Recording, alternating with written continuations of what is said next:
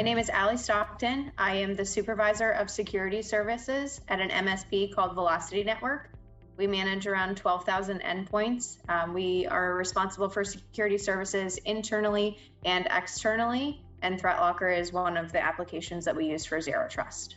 Velocity Network provides services for a very large variety of customers. We have anywhere from education to healthcare, manufacturing, different local small mom and pop shops to companies that are international.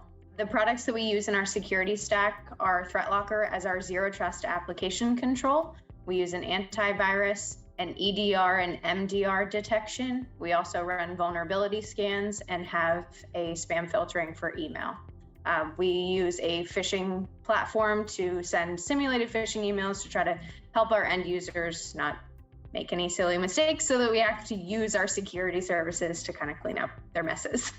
The compliance framework that we align with most is NIST for our clients, and we internally are SOC 2 compliant.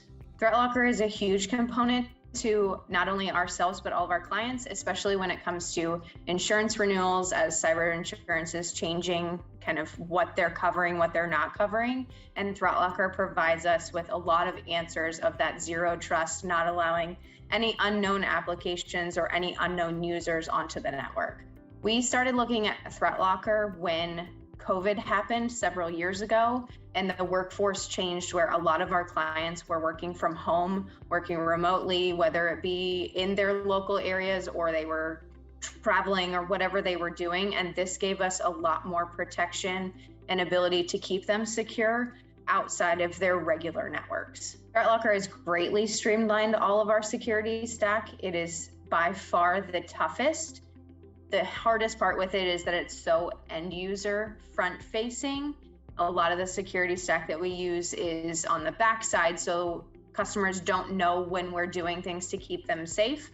ThreatLocker has a little bit more front facing, the application requests and things like that. So that has been a bit of a challenge, but the overall product has saved us so many times from not having any sort of potential, screen connect or any sort of remote session on a customer's computer. We had a lot of hesitation when we first brought up the fact that it was going to block everything.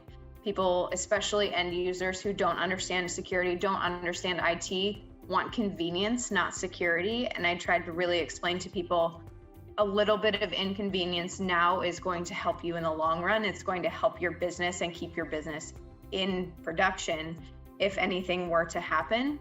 That was probably the biggest hesitation, is just that people will have their habits and want to keep doing the things that they've been doing for 20 years, not understanding that, everything is changing every single day.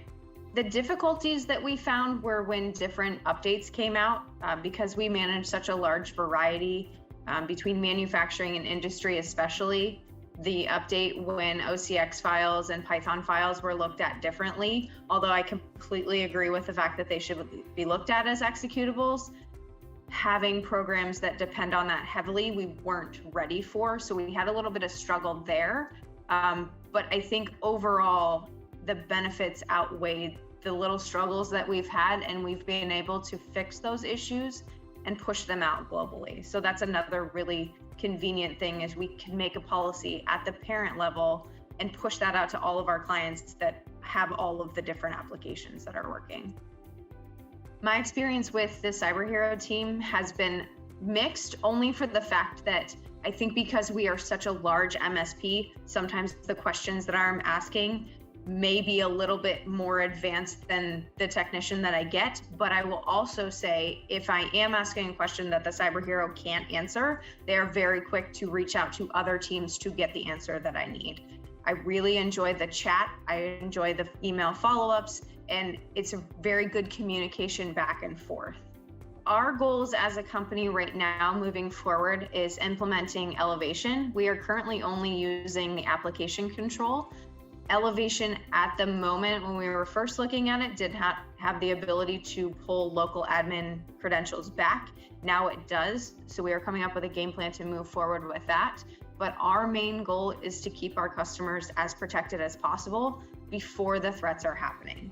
I see the biggest challenge for our industry, again, as security and hackers and all the dark web and things like that are constantly changing, is our team trying to stay ahead of that as much as possible. With the Zero Trust with ThreatLocker, I have full confidence when any sort of vulnerability comes out that ThreatLocker will assist us in making sure that none of those applications or executables or whatever they are going to run on our networks.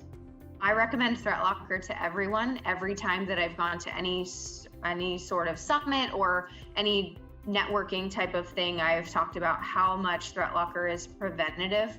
It's blocking everything rather than waiting for something to happen and then trying to clean up the mess. It's preventing the mess from happening in the first place.